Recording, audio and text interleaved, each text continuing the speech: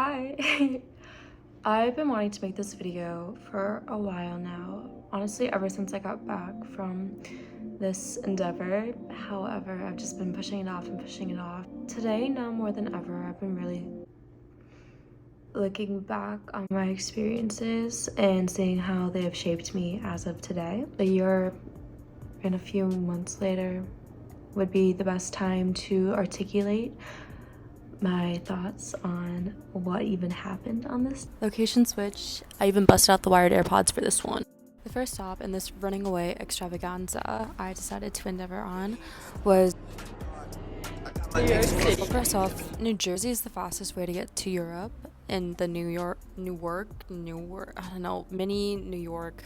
I decided to stay in New York because it's New York. Who wants to not stay in New York? I love New York. The first lesson I learned is triple check everything. Triple check it. When I first arrived to my hotel, I realized that I did the option of reserve now, pay later. That's my hotel. Everything was running smooth. It actually wasn't. That's why I took a while. I thought everything was already paid for. I will say I am grateful for those 99-cent pizzas. 99 cents for the best pizza in your life. Having to pay 3 days for a hotel in New York when you already think it's paid, so you don't really put it in the budget. That is expensive. There's an airplane. This is your captain speaking. Before I was rudely interrupted by the amazing invention of aviation. Pro tip to you is to see your budget and half double it, if not double it. If you need to go, just freaking go. Doubling your budget is your safest bet, so then it insures you just in case. Plan for happy accidents. That's what I was trying to say. We don't make mistakes. We have happy accidents. This next one kind of goes more for art museums in general, but when I was at the Met, always read the placard. I literally found, I believe, it was my dad's name on one of the placards, and anyone who knows my dad is that it is a generational name. So I like to think it was part of the family, but who knows? But again, read the placard. English is not working for me today. Take your time walking through a museum, just admire the art. If you plan on going out at night, stay in populated areas. Always have witnesses. Not every reader is a leader, but every leader is a reader. Reading opens up your mind to different viewpoints and perspectives in the fastest way possible. Reading a New York Times best-selling book in Central Park, there's no other feeling like it, especially if you're not from there. Always trust your intuition. Associate a flight with an album. Like, I believe when I went to Bolivia, I listened to the entire discography of the Beatles and SZA. So anytime I hear a Beatles song or SZA, I associate them with the flight to Bolivia. Just a little bonus hack. It just brings you back in time. On to the next city, which is Paris. J'ai étudié français pendant 4 ans, mais je parle pas français. Anyways, Paris. The first thing I learned in Paris is your delulu would become trululu if you believe in yourself. If you believe in something and you have a vision for something and you know deep down that you're supposed to be doing something, I literally wrote, the delulu will eventually become trululu. You're doing yourself a dishonor by not doing it. Along with this, don't listen to other people's opinions. People will call you crazy. People will say that you are insane. Do it anyways because it is your life, and the only person who will be carrying the repercussions for the most part is you. Don't mess anyone over unless you really need to. Don't listen to other people's opinions on anything, and just do what your intuition tells you best to do. Any country that you go to is try learning just a sliver of the language. People appreciate that. Although I will say in Paris, whenever I would ask combien coûte ces croissants, they would reply with it'll be €1.50. The French, they like to show off at the fact that they've known English and every other language since the dawn of time. One sentence you really need to know in France is voulez-vous coucher avec moi? No, I'm joking. One sentence but that will get you the farthest is tu parles anglais, which literally translates to do you speak English, and most than likely they'll say yes. Pack light. You really do not need as much as you think you need, and honestly you're gonna, at least for me, I ended up wearing and repeating outfits a few days in a row, which honestly I did not care. Getting into the more deeper topics, being by yourself allows you to do what you want. I'm saying this in the context of I spent 8 hours at the Louvre, whereas if I was with any of my friends, they would have wanted to left after 2-3 hours tops. However, I'm a lover of art and I can spend all day in an art museum. Being alone, don't fear it. It truly allows you to realize who exactly you are and do whatever you want. Honestly, being alone is better than being in bad company.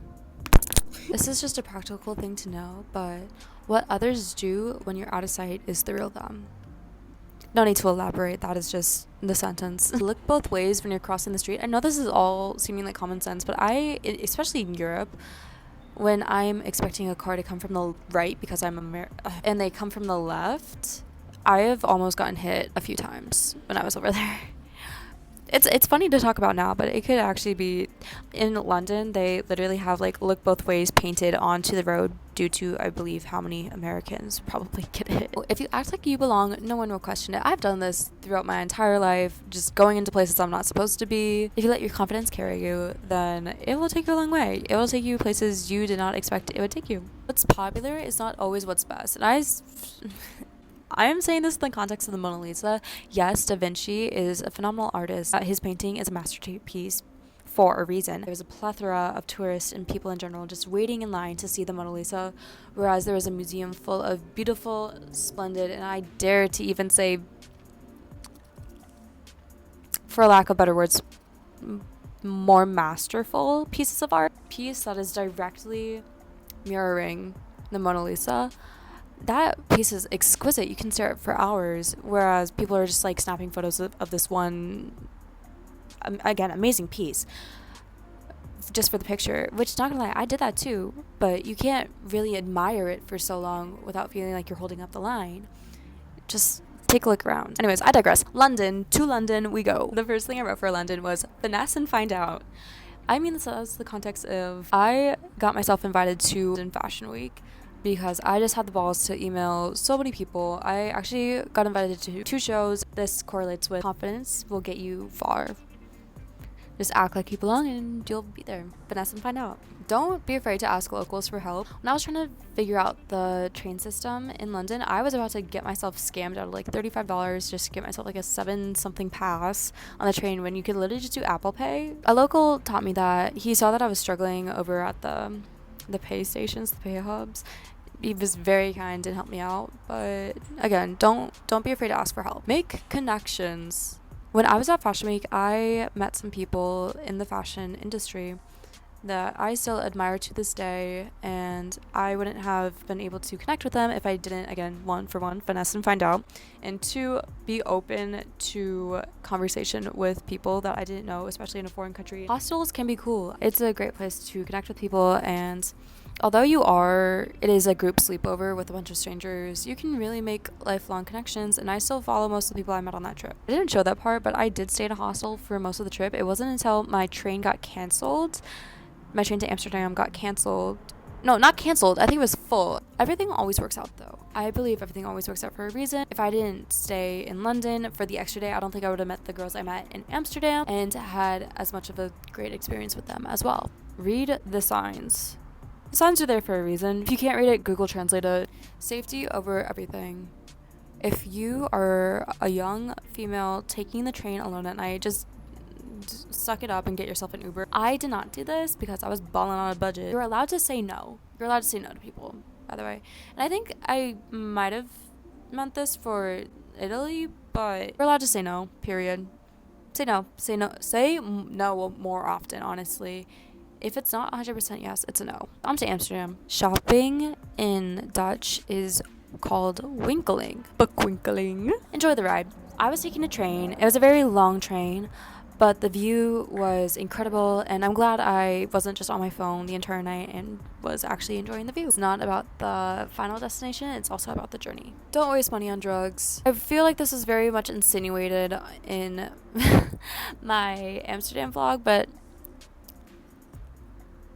I was legal. I was having a great time. But honestly, I could have used that for food. I'm an independent woman, as this trip showed. If you're staying in a hostel, ask for an all-girls dorm. I did stay in a mixed dorm in London, or a mixed hostel in London, but I did feel more comfortable and was able to make greater connections with the girls in an all-girls dorm hostel. Yes. Stay cultured. When I was in Amsterdam, that's when the Ukraine war started, essentially. I mean, the war was always like there was always tension, but that's when the first strike happened.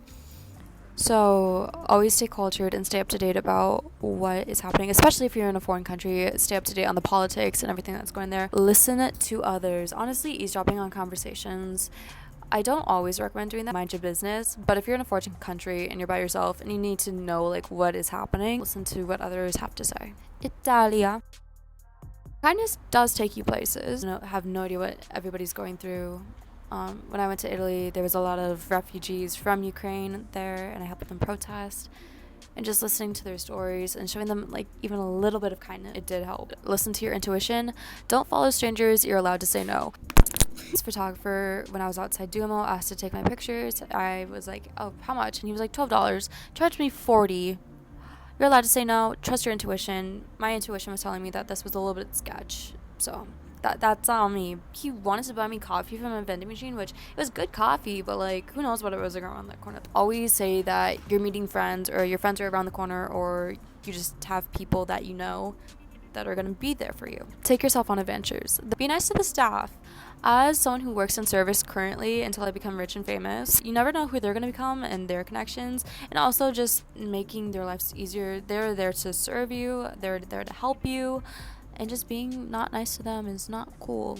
I just had some dinner at Gino's. They gave me a free drink. This is my last point on this, is don't assume. Don't assume anything about anybody or any situation. Mind your business. This video I've been wanting to make for a while. Okay, I'm out of storage. I need to make this quick. Have a great night. Love you all if you're watching. If I do something crazy like this again, I promise I'll let you know next time. Maybe. We'll see. I'm on the verge of doing another thing. Anyways, bye. See you.